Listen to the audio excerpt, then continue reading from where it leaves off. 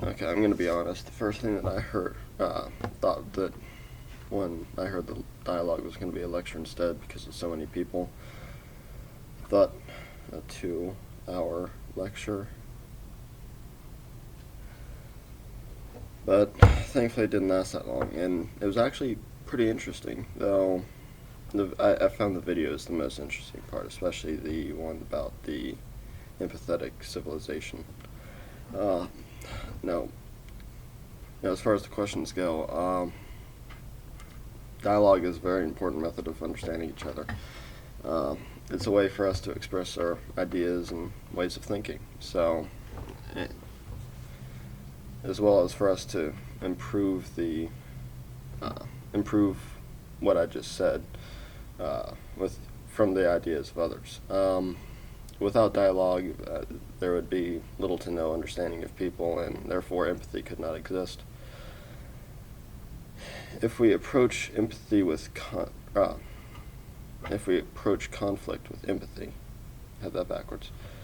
I don't think there could really be a conflict to begin with, because empathy is the understanding of one another, feeling each other's pain, shock, excitement, happiness, etc. So how could we approach conflict with empathy unless the other person does not?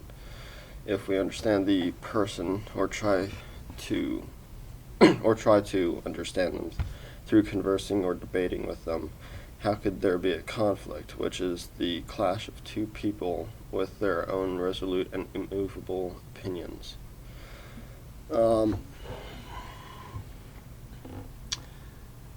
Rather, these conflicts would turn into debates, which are a lot milder. Debates are dialogue in which two opposing sides attempt to prove each other wrong, but do not necessarily stand firmly in their belief. If the other side turns out to be right, then the person who lost will more than likely agree. It's very rare that the person who lost, is going to say, "Screw you, I'm still right." So,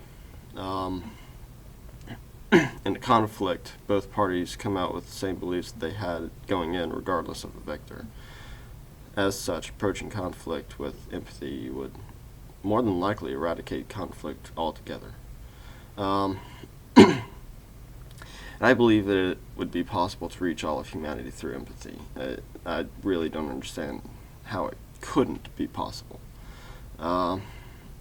It would be difficult, I'll admit that, but it's not impossible. It'd be like going uphill the rest of your life. It's not impossible, it's just really difficult. Empathy is the understanding of people, but understanding someone that does not want to be understood or empathized with is quite difficult. However, we could always do it through observation, but that I don't know, that would have to kind of, I don't know how that would work. But I feel like we're already at some level of understanding with each other. I don't know about everyone, but I personally can understand why the extremists did 9/11. I don't approve it. I really do not condone it whatsoever. I think it was a terrible act of terror beyond anyone's worst nightmare. I really do. They had what was coming to them, but at the same time, they firmly believed that they were right. So I can understand why that happened.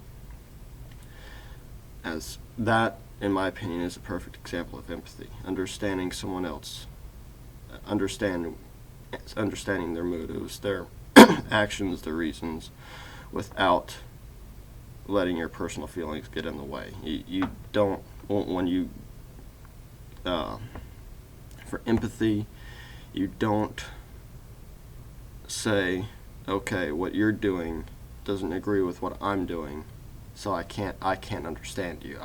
No. Empathy is understanding someone regardless of how you feel about what they're doing.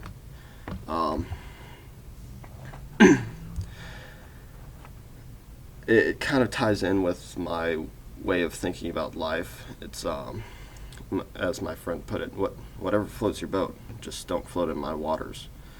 I could care less what you do, how you do it, where you do it. Just don't drag me down with you. If you drag me down with you, then I no longer empathize with you, because you're not showing me empathy.